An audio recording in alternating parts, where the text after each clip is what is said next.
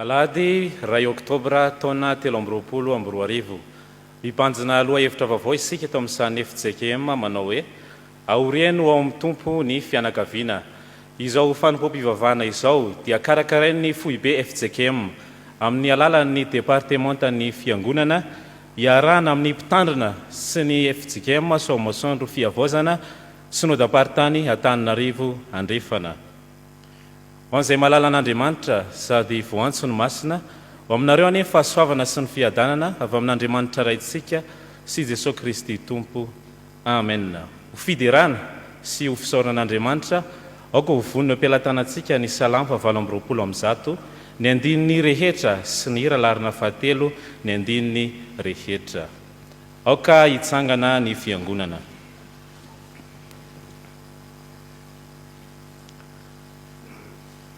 Itera sy saotra an'Andriamanitra isika amin'ny alalan'ny famakina ny Salamo aminaran'i Jesoa.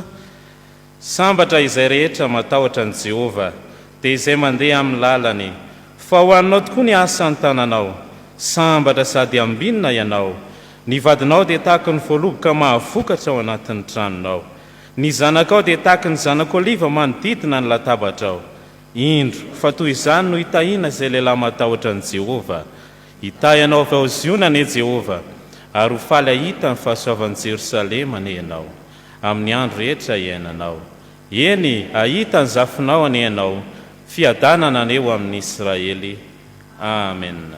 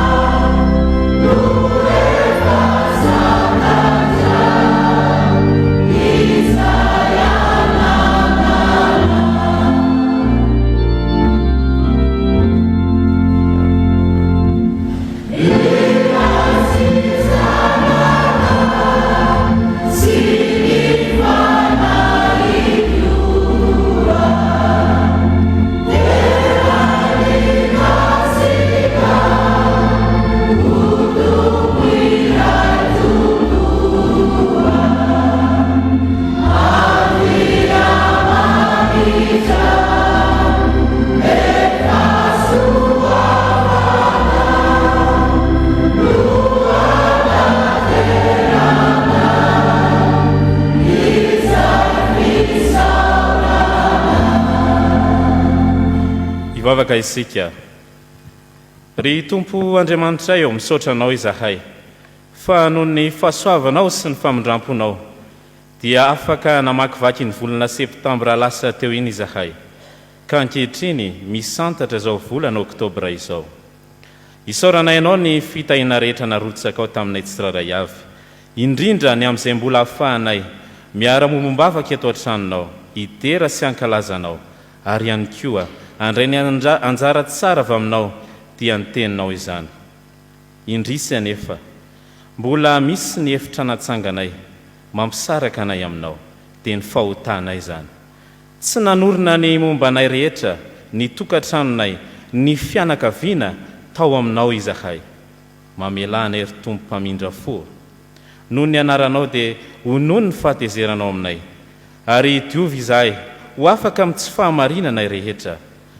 Amin'ny fifaliana Tompo no andraisanay ny famelan-keloko avy aminao ankehitriny. Aoka ny fanahinao masina no hitarika anay tsiraray avy mba ahaizanay manome voninahitra anao amin'izao fanompom-pivavahana izao. Amin'ny anaran'i Jesosy Kristy mpamonjy anay no anaovana izany vavaka izany. Amen. Aoka hipetraka ny fiangonana. Tonga eo amin'ny fotoana fankalazana ny ten'Andriamanitra isika, hialoava ny fotoana ho an'ny ankizy sy ny tanora. Koa mangataka ny tompon'anjara hanatanteraka izany.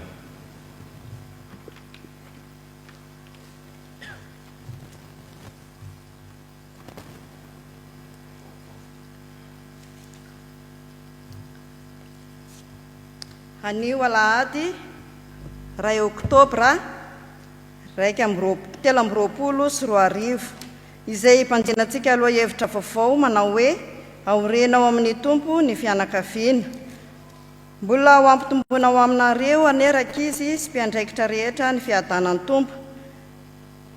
Omany eo an-tanantsika ara ny hira 752 arahan'ny tenin'Andriamanitra izay hitantsika ao amin'ny Genesis 2:1-20. Rehefa hitantsika izany dia andeha hitsangana ny ankizy rehetra sy ny tanora ary ny mpiandraikitra amin'ny sampana sekoly Alahady.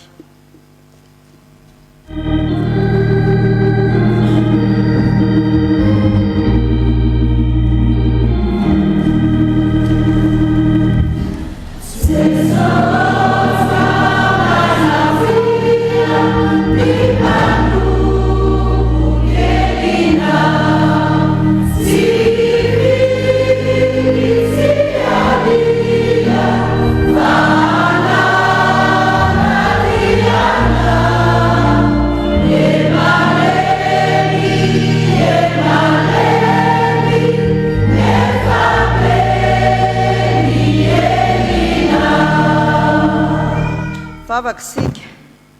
Tompo misaotra anao zahay fa tonga amin'izao fampianarana ho an'ny ankizy sy ny tanora izao, dia tario amin'ny alalan'ny fanahinao masina zahay mba haizanay mankatoy izany teninao izany. Amin'ny anaranao Jesosy zokinay no fanay ny vavakay. Amen. Andeha vakitsika rakizy ny Genesis 2:2-20 amin'ny anaran'i Jesosy manao hoe: ary Jehovah Andriamanitra nahazo-ndroy torandray lehilahy ka dia natory izy, dia naka ny taolany teza ny anankiray izy ka nanakombona nofo ho solony.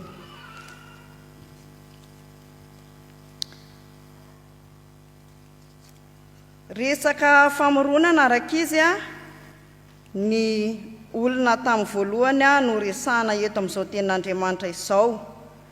Andeha hiaino tantara kely iray isika. Taloha rehefa milalao ny ankizy na miandry omby dia mamorona kilalao kely foana izy. Indray andro i solo sinary nandeha niaraka ny andro omby izy mirahalahy, dia teny an-dalana izy mirahalahy dia niresaka hoe andeha isika ase anao olona tanimanga, dia ho hita eo izay manana mahavita tsara. Rehefa nandeha teo ny fotoana rakizy dia hita fa tsy nisy navita satria izay vita dia ravaina foana satria tsy nahafapoan'izy mirahalahy izany. Avelantsika eo any amin'izay tantara izay rakizy, fa inona kosa no lesona tsika raisina ny amin'izany. Andriamanitra rehefa namorona ny olona dia namorona lehilahy iray izy, dia hitany fa tsara izany.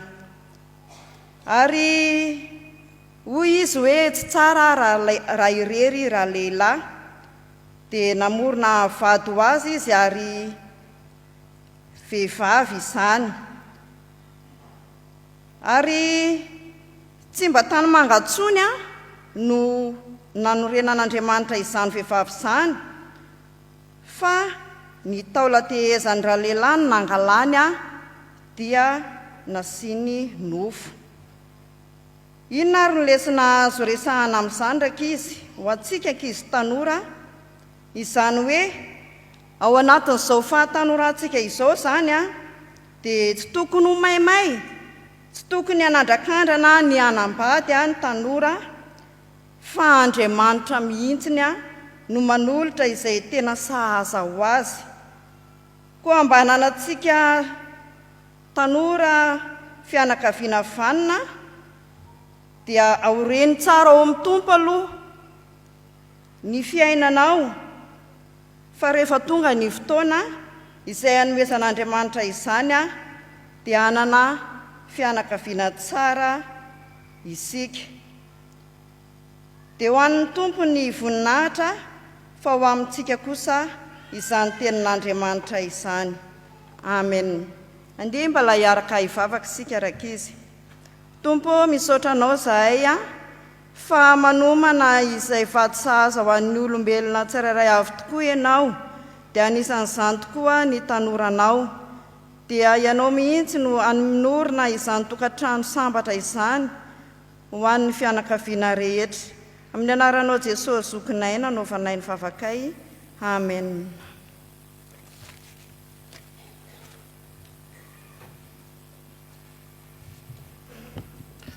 Mialohan'ny vavaka sy ny famakiana soratra masina ho iraintsika ny hira larina fa 700 ny andininy voalohany sy ny faharoa.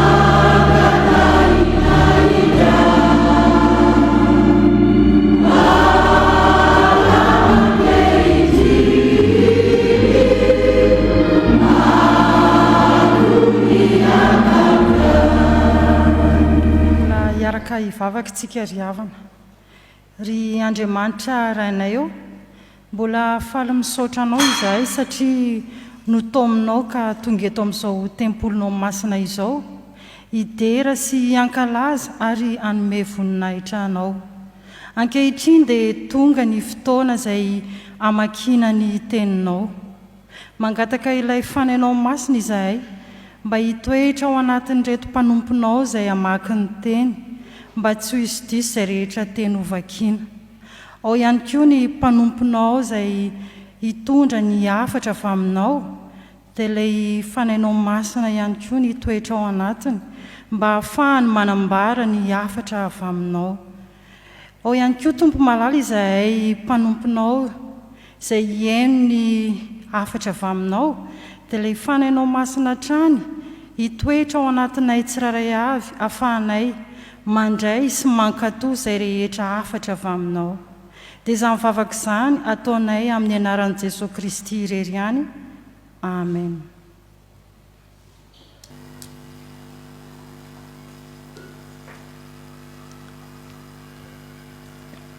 Mamaky ny tenin'ny soratra masina isika.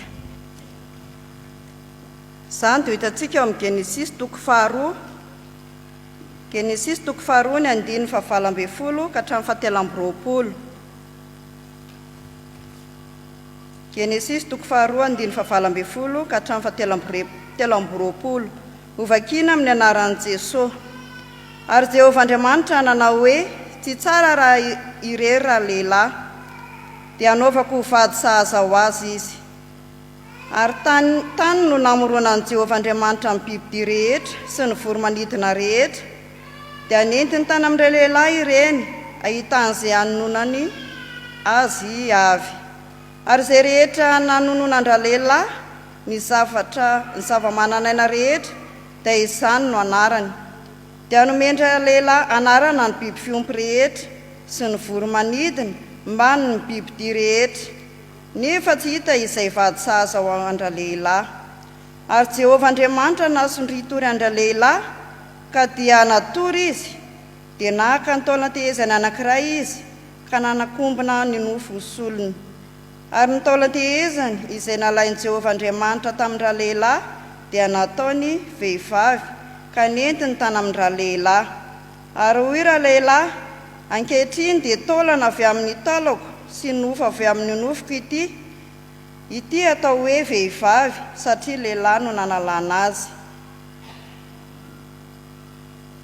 Ary noho izany ny lehilahy dia andao ny rainy sy ny reniny ka hikambana amin'ny vadiny, ary dia ho nofo iray ihany ireo. Ary nitanjaka izy mivady dia ra-lehilahy sy ny vadiny, nefa tsy nahalala henatra izy. Mateo 5:1 ny 1:30 ka hatramin'ny 2:30. Mateo 5:1 ny 1:30 ka hatramin'ny 2:30 amin'ny anaran'i Jesosy.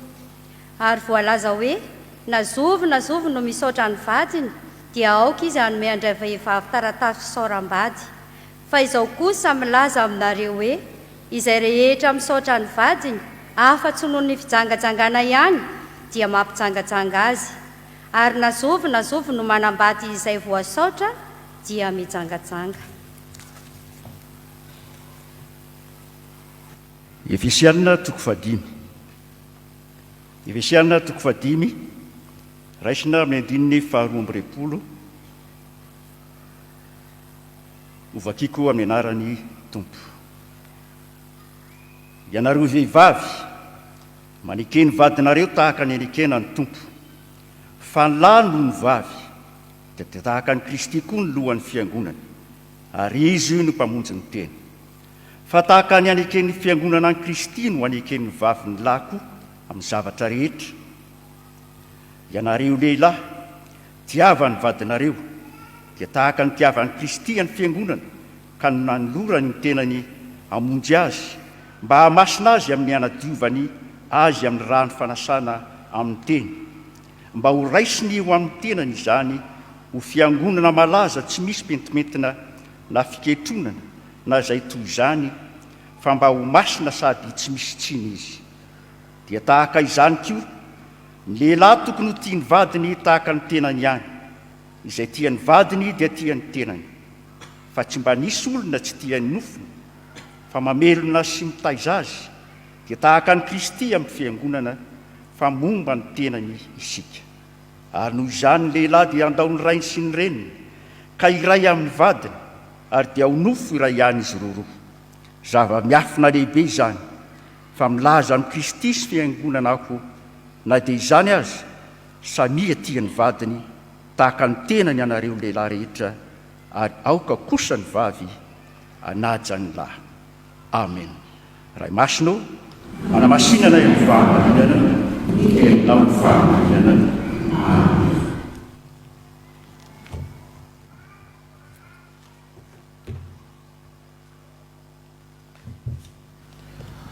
Ho iraintsika eo am-pitsanganana ny hira larina 520 sy 215 mialohan'ny andraisana ny afatra avy amin'Andriamanitra. Aoka hitsangana ny fiangonana.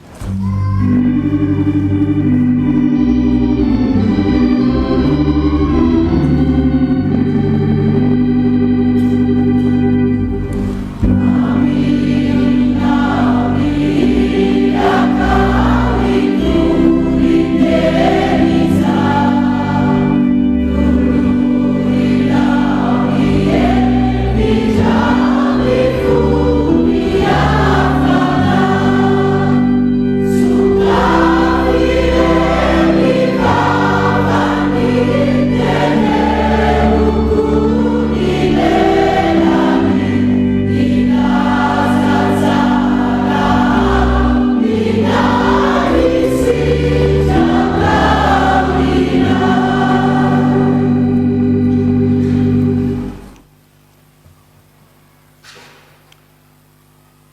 mbola ampitombona ho aminareo ry havana malala ny fahasoavana sy ny fiadanan'ny tompo ao reno ao amin'ny tompo ny fianakaviana. Izany loha hevitra vaovao izay bandinitsika indray amin'ity volana oktobra ity ry havana. Ny epistily ho an'ny Efesianina toko 5 ny andiny 2 ka hatramin'ny 7 ary no andeha akatsika 4 ary andraisantsika lesona ihany koa mba ahafahantsika manorona tsara izany fianakavitsika izany ao amin'ny tompo. Rehefa tonga eo amin'ny fotoana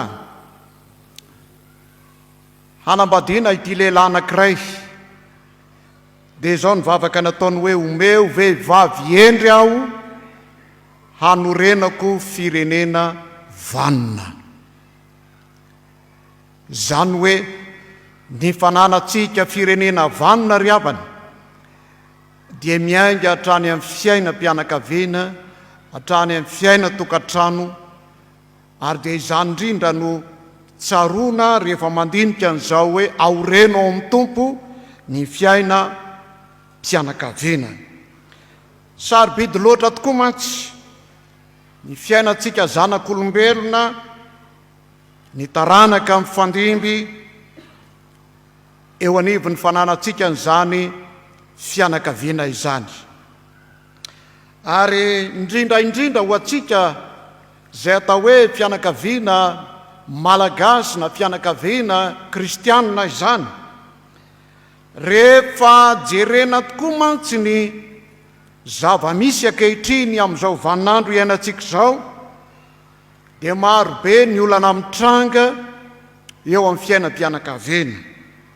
Ary izany dia miteraka korontana maro samihafa ny anivon'ny fianakaviana, ny anivon'ny fiarahamonina sy ny firenena mihitsy azy.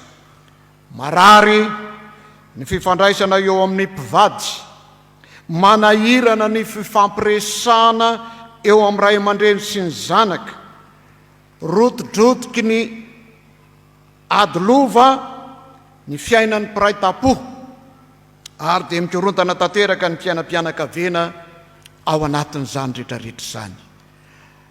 Ry havana malala, inona ary ny fanafodin'izany rehetrarehetra izany? Ny lohateny izay omentsika izao tenin'Andriamanitra izao dia ny hoe ny tokantrano mankatoa ny tenin'i Kristy. Ny tokantrano mankatoa ny tenin'i Kristy. Ny tokantrano mankatoa ny tenin'i Kristy dia manaraka rindran-damina mazava ao amin'ny Kristy. Manaraka rindran-damina mazava ao amin'ny Kristy. Izao no ambarany 2 sy ny 5 arak'izay nyvakiana teo. Ianareo vehivavy, maneke ny vadinareo tahaka ny anekena ny tompo. Ianareo lehilahy, tiava ny vadinareo tahaka ny tiavan'i Kristy ny fiangonana. Teny milaza toromarika mazava tokony arahina izany tenin'Andriamanitra izany ry havana. Kanefa dia teny mametraka rindran-damina mazava ihany koa izay tokony iaina ny tokantrano tsirairay. Ambara mazava eto ny anjara toeran'ny mpivady ao anatin'ny tokantrano. Ny lahy dia manana andraikitra maninona? Mitia. Ary ny vavy dia manana zara asa manao inona? Manaiky. Izany hoe mankatoa. Izay ny anjaran'ny vavy. Lehilahy mitia, vehivavy mankatoa. Tsy azo sarahina zany ireo. Ny fahatserovan'ny tsirairay, izany andraikitra izany ry havako malala, no miantoka ny fahaveloman'ny tokantrano sy ny fianakaviana. Tsy ho tanteraka nefa izany ry havako malala, raha tsy efa samy nanolo tena ho an'i Kristy ny mpivady, na lahy io na ny vavy. ao amin'ny Kristy rery ihany mantsy no misy ny vahaolana sy ny torolalana rehetra hoentina miaina ao anatin'izany tokantrano izany. Tahaka izay nataon'i Jesosy Kristy ho an'ny fiangonana dia izao fitiavana no nentin'i Jesosy Kristy namonjy izao tontolo izao. Zany hoe fitiavana no nentina nanatanteraka ny famonjena izay nanirahan'Andriamanitra azy araka ny fantatsika fa toy izao ny tiavan'Andriamanitra izao tontolo izao nomeny ny zanan'lahy tokana mba tsy ho very izay rehetra mino azy fa nanampianany mandrakizay. Ka amin'ny alalan'ny fitiavana zany no nentin'i Jesosy Kristy ny tian'ny fiangonana, ny tian'ny fiangonana eto. Ary izay le ambaran'ny Paoly ato amin'ity Efesianina ity, tahaka ny tiavan'i Kristy ny fiangonana no tokony hitiavana ao anatin'izany tokantrano misy atsika izany.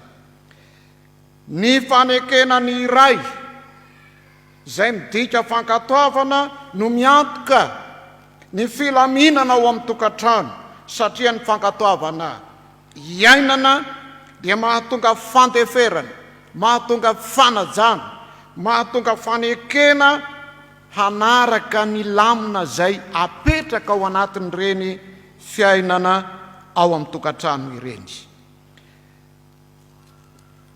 Izany raha teo no hevitry ny teny hoe maneke.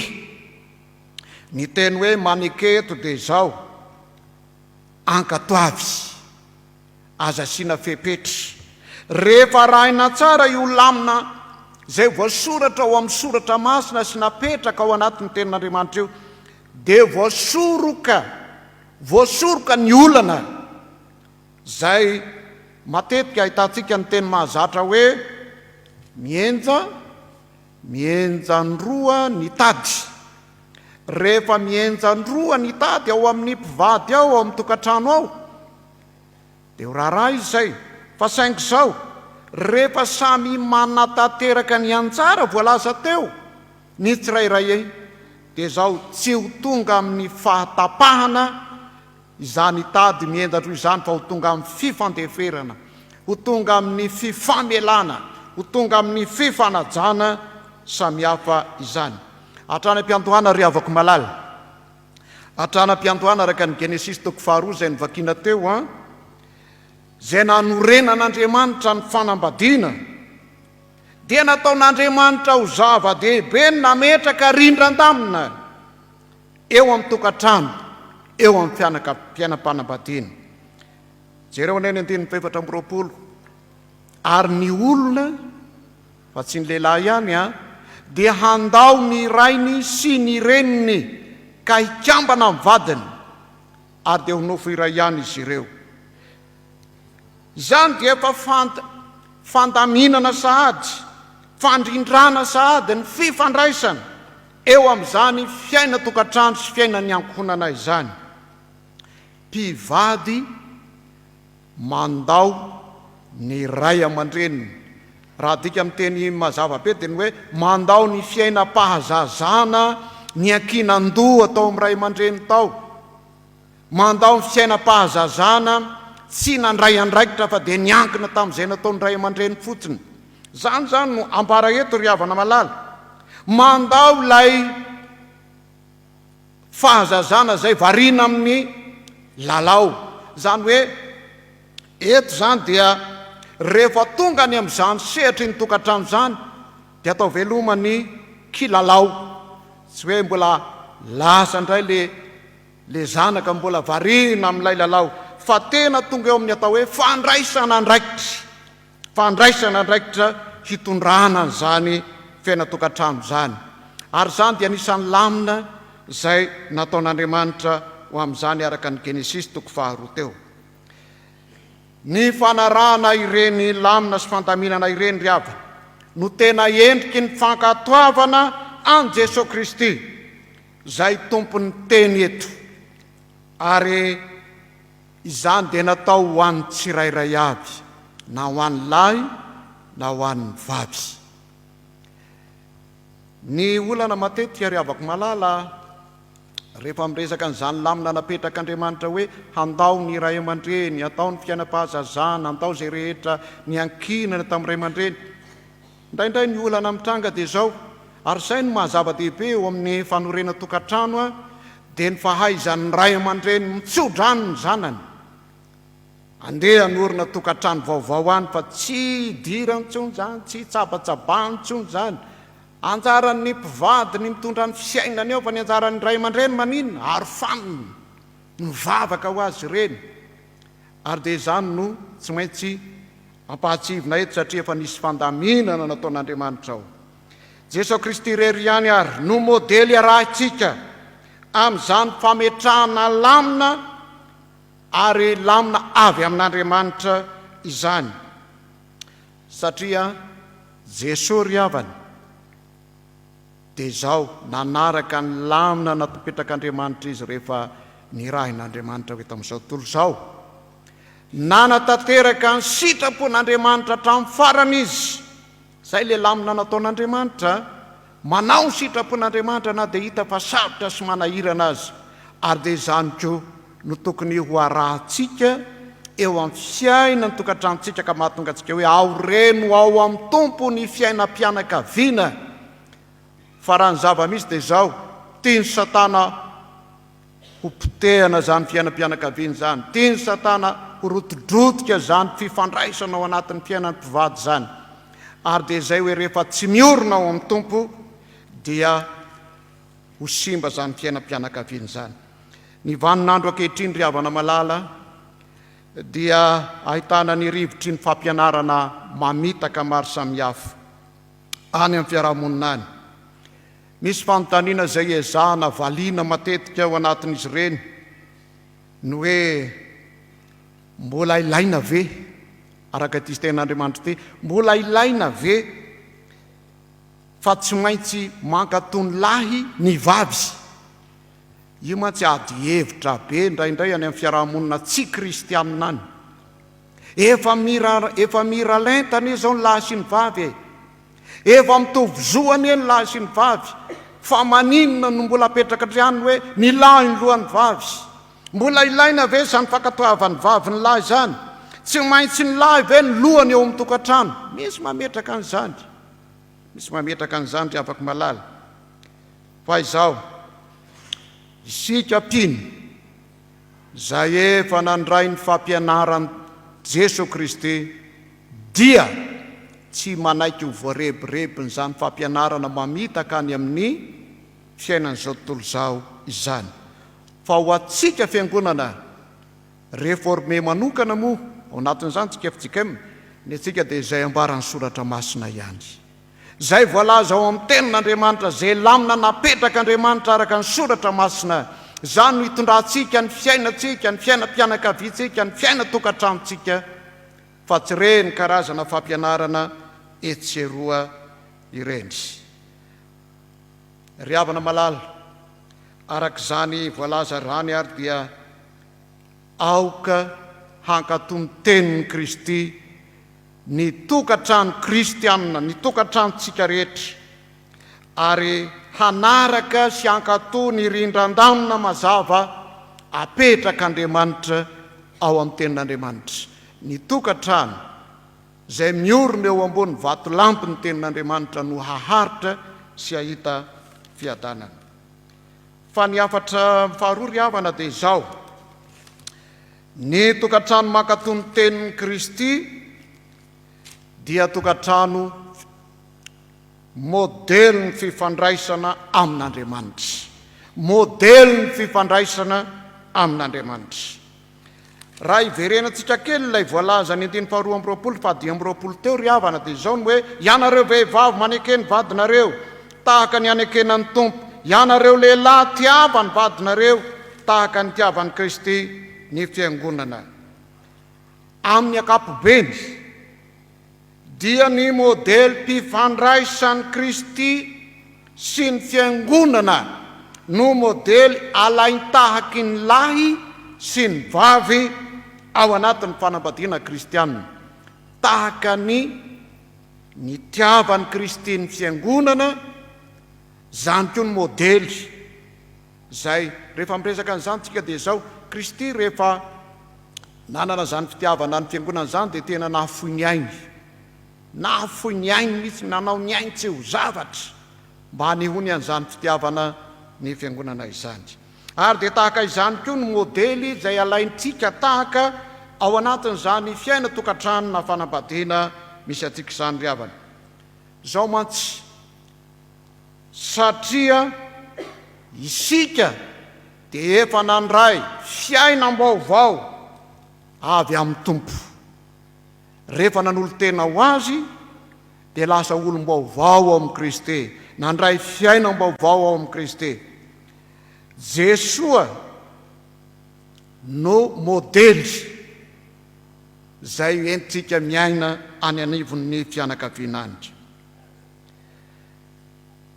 Ny zavatra voamarika ao anatin'izany ry havana malala dia zao: rehefa mandray an'i Jesosy Kristy sy ny fiangonana ho modely eo amin'ny fiaina tokantrano isika dia zao: mandeha ho azy ny fandraisana andraikitra araka le voatanisa tary aloha ataony tsirairay avy, ary dia mirindra tsara ny fiainana ao anatin'izany tokantrano izany, afaka manatanteraka ny sitrapon'Andriamanitra isika fa tsy ny sitrapontsika.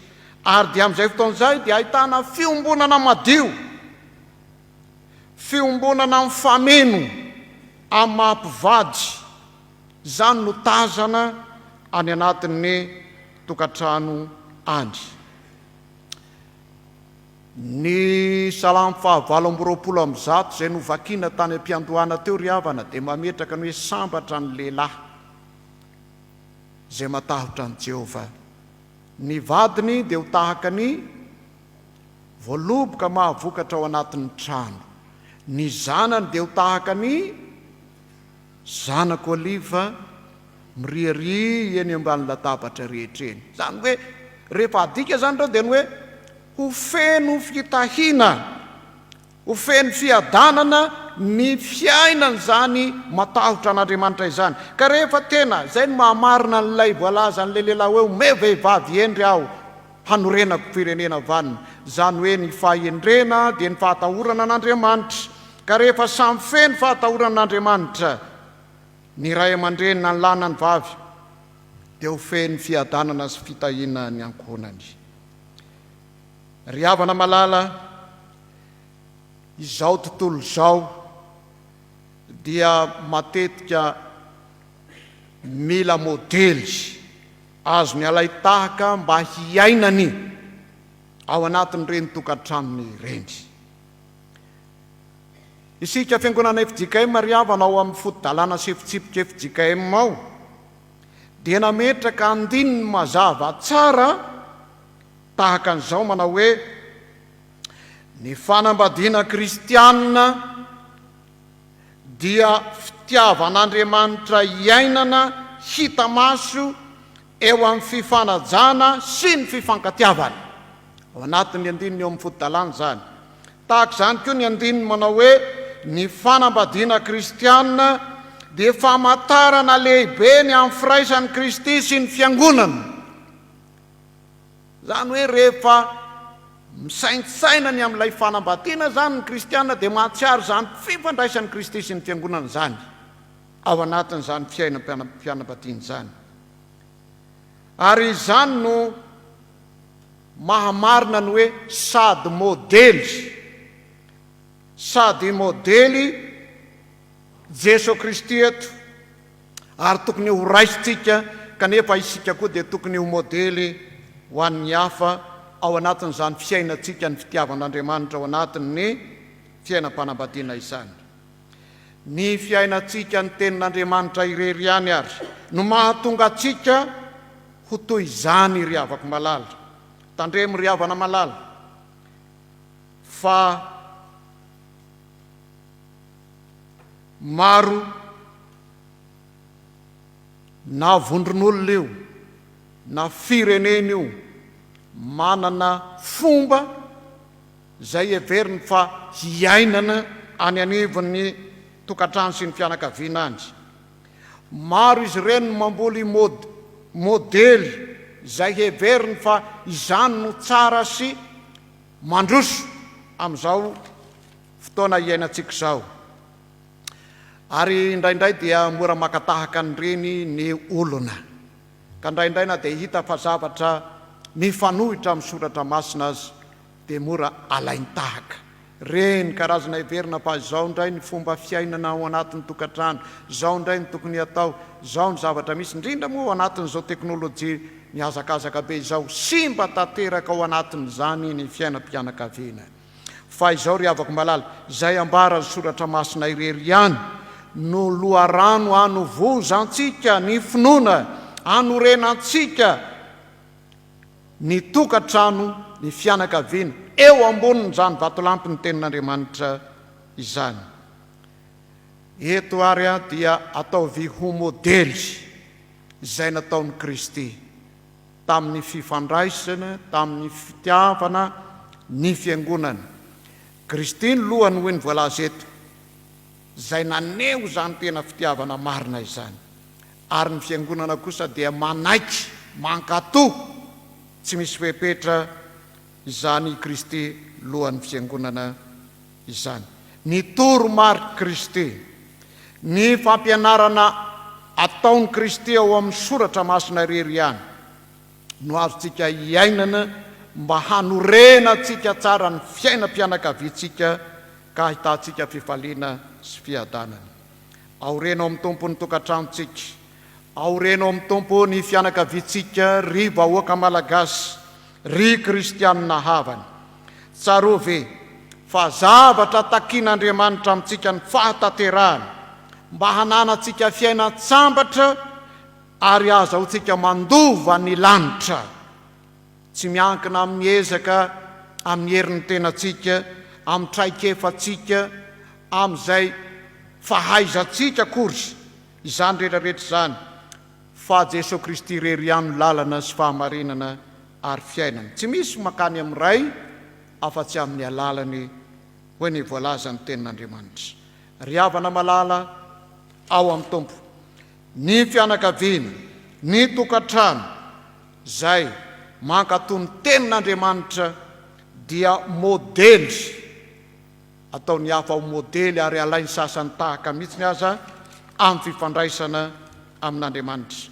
Hoy ny voalaza ny Petera voalohany toko fahatelo eto am-pamaranana izao tenin'Andriamanitra izao, ny andininy voalohany sy fahafeto. Ary toy izany koa ianareo vehivavy, maneke ny vadinareo mba ho voataona ny fitondratena ny vavy izy na dia tsy amin'ny teny azy.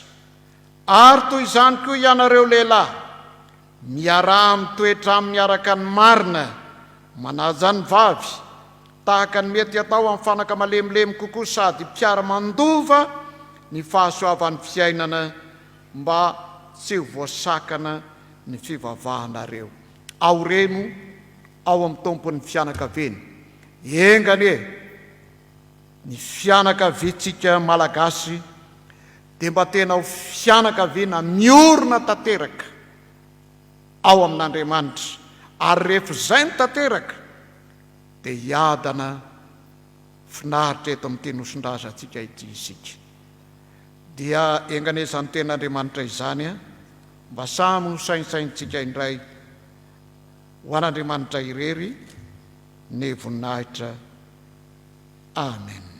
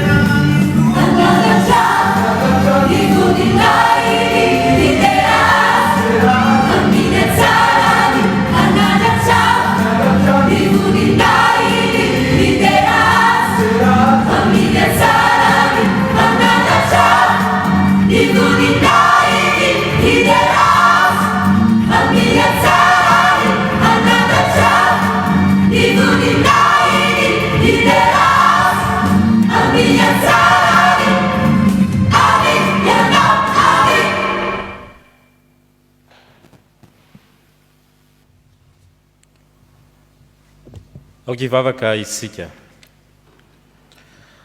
ry Jesosy Kristy tomponay ao misaotra anao indray izahay fa notoloranao ny anjara tsara izay tsy ho alaina aminay tamin'ny alalan'ny afatra izay nampitondrainao ny mpanomponao teo. Mamerina anay ho amin'ny fahamarinana tokoa ianao ka nampianatra anay indray tamin'ity androno ity fa ny tokantrano kristianina dia tokony ho tokantrano mankatoa ny tenin'ny Kristy.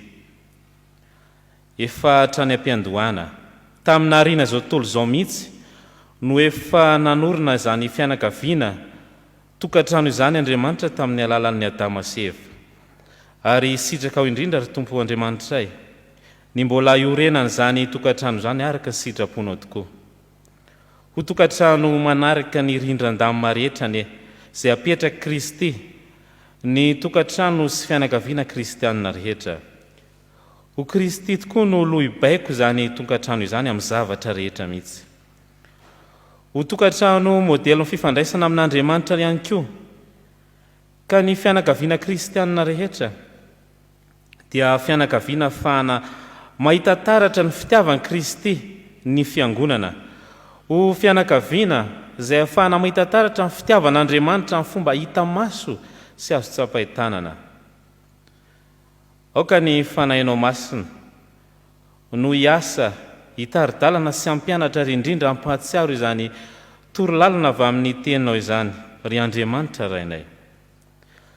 Ka ny kristianina rehetra izay nandre izany afatra izany anie dia hosa hijoro vavolombelona sy ho resy lahatra tanteraka tahaka ny Josoa ka hiteny hoe fa raha izao sy ny ankonana kosa dia nompo an'i Jehova izahay. Hoenky ny fiadananao anie izao nosy mahalalana izao raha tena hijoro ho kristianina mahatoky, ho fianakaviana mahatoky ao aminao tokoa ny fianakaviana rehetra eto amin'ity nosy mahalalana ity. Tsy adinona ihany koa ry Tompo Andriamanitray anefa ny mitondram-bavaka izao firenena malagasy izao, firenena izay efa nametrahanao anay. Akatoko ny fanomanana ny fifidianana sy fiatrehana izany izahay ankehitriny. Miasa ianao ry Tompo Andriamanitray, aoka ny fanahinao masina no ampianatra hitaridalana ny tompony andraikitra rehetra amin'ny fanomanana sy fiatrehana izany fifidianana izany. Ny sitraponao ny no ako ny tanteraka.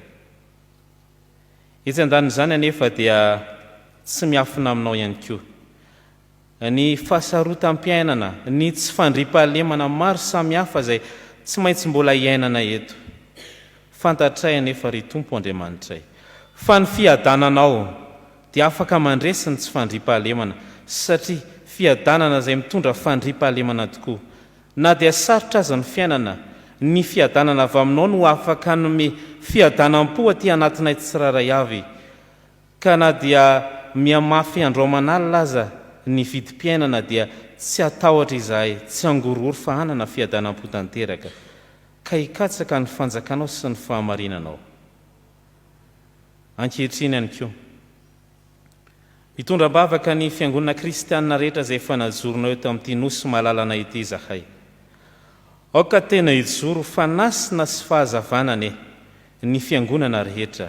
Ho mpitory ny teny fiainana eto amin'ity izao tontolo izao anjakan'ny aizina ity. Fa tena aizina izay endrikim-pahafatesana mihitsy no miseho ankehitriny. Raha tsy laza fa tsy eo amin'ny lafiny fianakaviana izay mikorotana ny tokantrano maro isan-karazany. Tsy mipetraka intsony ny lamina izay efa napetraka ao, izay efa nambaranao tao amin'ny teninao hoe ny lany lohan'ny vavy. Ary ny vavy dia anaiky tokoa izany fitantanana izany. Ny lahy kosa dia tsy ampahorina dia izany aza. Ankehitriny Tompo, betsaka ny tranga mifanohitra amin'izany. Anisan'ny endrim-pahafatesana izay mila filazantsaranao ihany koa ny fandavana ny rafitra izay efa napetraka ao Andriamanitra ny amin'ny lasy ny vavy. ankehitriny ry tompo tsy miafina aminao fa ny lahy dia teo vavy, ny vavy ihany koa dia teo lahy. Tena fandavana ny sitraponao Andriamanitra mihitsy izany. Midiran-tsehatra ianao, amerina amin'ny laoniny, amerina ny fahariana vaovao aty anatinay, indrindra eo anivon'ny fiarahamonina. Fa mbola endrim-pahafatesana izay sedrain'ny fianakaviana ankehitriny ihany koa. Ny fandavana ny fototra izany fanambadiana izany dia fikambana ny lahy sy ny vavy. Ankehitriny misy nefa mampianatra, misy nefa mandresy lahatra, ary midradradradra etsy seroa fa ekeno ho fanambadiana mihitsy ny fanambadiana lahy sy ny lahy, ekeno ho fanambadiana ny fikambana ny vavy sy ny vavy. Tena tsy araka ny sitraponao izany. Mamelahy izao nosy malalanay izao, ary aoka ianao niditra ntsehatra ny fanainao masina no anova ny fonony olona tsiraray avy, indrindra izay efa resy lahatra izany fampianaran-diso, fampianarana hafahafa, fampianarana tena mamotika tsy mitondra ho amin'ny fiainana izany. Tsy efa nay niady amin'izany ry Tompo Andriamanitray, kanefa raha ianao no miasa dia tsy misy asakana. Ianao niady fa izay kosa dia angina. Hijery ny herinao, hijery ny fahalebiazanao, miditra ntsehatra eo amin'ity nosy malala ity. Tompo, maro ny zavatra tianay angatahana aminao, kanefa ianao dia efa nilaza fa na dia tsy miteny ary izahay, dia efa fantatrao raha teo ny mahasoa anay. Matoky izahay fa mihainy vavaka izay ampololotranay ianao. Sitraka indrindra ary ny amarana izany vavaka ataona izany, amin'ilay vavaka efa nampianaran'i Jesosy mpianany fa izay manao hoe: rainay eo izay ny an-danitra, masinina ny mpinarina, tonga ny fanjakanao, atao ny sitraponao, ity amin'ny tany tahaka ny an-danitra.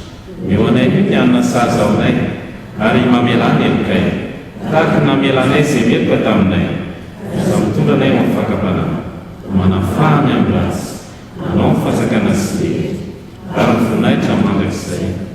Amen. Aoka hitsangana ny fiangonana.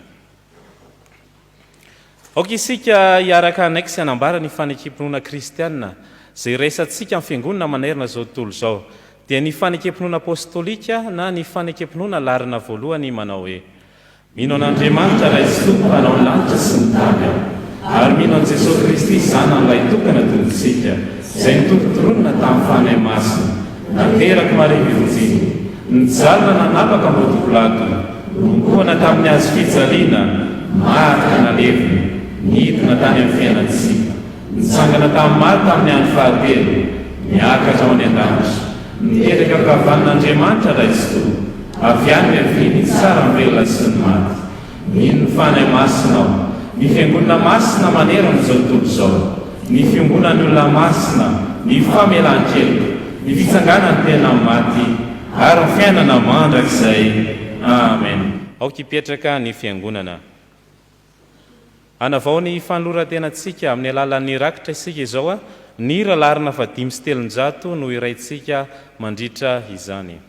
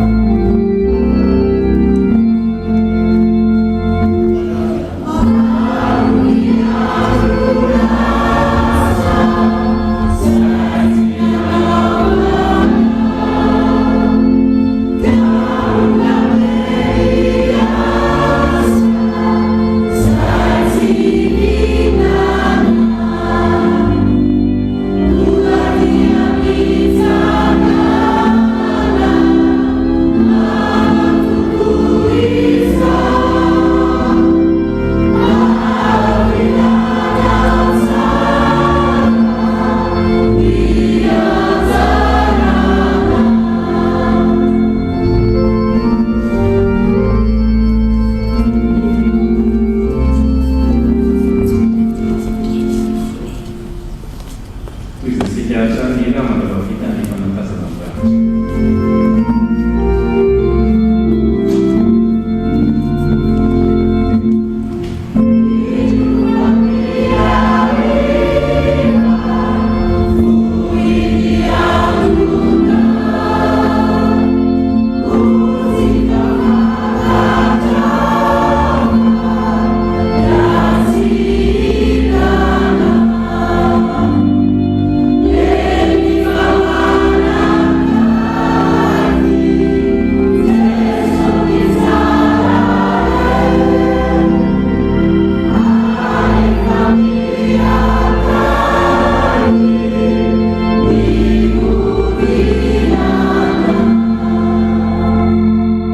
Vavaka isika nolotra andrakitra ry tompo Andriamanitra eo misaotra anao izahay fa mbola afaka manavao ny fanoloran-tenanay ho anao. Indro ary atolotra ny tenanay ho fanaty-velona masina sitraka ao Andriamanitra satria fanompom-panahy tena mety ho ataonay tokoa izany. Atolotra iay miaraka amin'ny tenanay ihany koa ry tompo ny vola aman-karena izay efa nomenao anay. Atolotra iampitiavana izany ho fanantanterana ny asanao, ho fanitarina ny fanjakanao eto amin'ity izao tontolo izao ity. Ekeo ary izany fanoloran-tenanay izany ho antitra akasitranao. Amin'ny anaran'i Jesosy no anaovana ny vavaka. Amen. Eo mpitsanganana ihany ry havana malala no iraintsika ny hira larina fafito amby efapolo ny andininy faharoa mialohan'ny anolorana ny afatra sy ny tsodrano.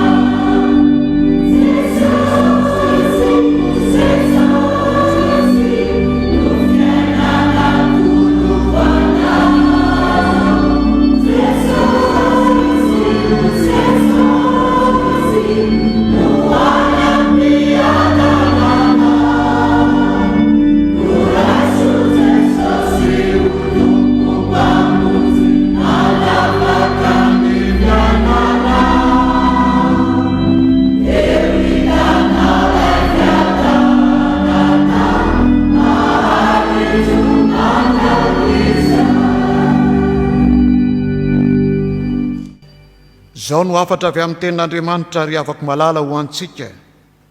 Hoy Jesosy Tompo, fiadanana no avelako ho anareo, ny fiadanako no omeko anareo, tsy tahaka ny fanomeny zao tontolo zao ny fanomeko anareo, aza malahelo na matahotra ny fonareo.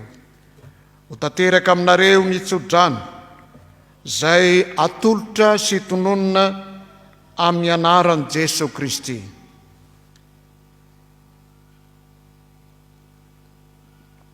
Ho tahina ianao ao an-tanàna ary ho tahina ianao any an-tsaha.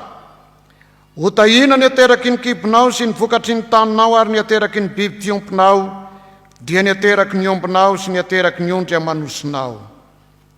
Ho tahina ny aronao sy ny vilia fanaova-mofonao. Ho tahina ianao raha miditra ary ho tahina ianao raha mivoaka. Koa matokia ny Tompo mandehana amin'ny fifaliany. Amen. Aoka hipetraka hiara hivavaka mangina isika.